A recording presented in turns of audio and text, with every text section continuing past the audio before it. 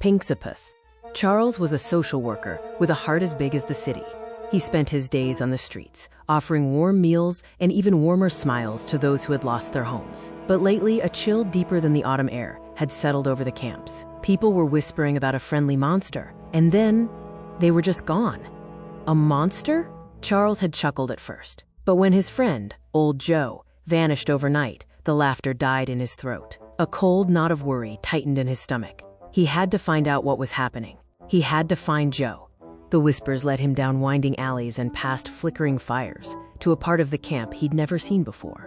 A strange, sweet smell hung in the air, like overripe fruit and something else, something sickly sweet. And then he saw it, a massive bubblegum pink tent that seemed to glow from within.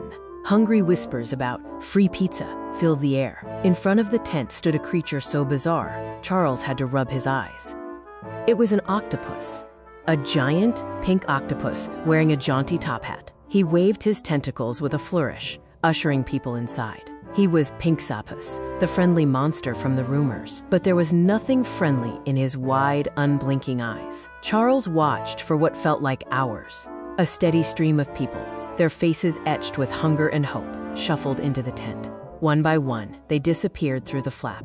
But no one, not a single person, ever came out.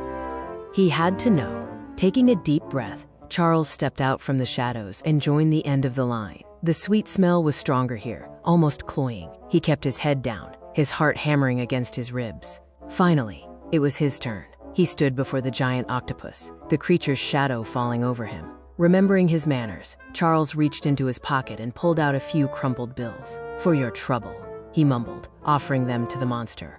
Pinkzzapus paused. His huge eyes blinked slowly. Then, with a flick of a tentacle, he pushed Charles's hand away. Another tentacle emerged from the tent, holding a steaming pizza box. Pinkzzapus pushed it into Charles's hands, and then he grinned.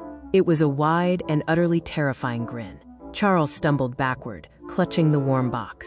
The grin never left the monster's face. He turned and fled, the sweet smell chasing him through the dark alleys. He didn't know what was inside that tent, but he knew one thing for sure.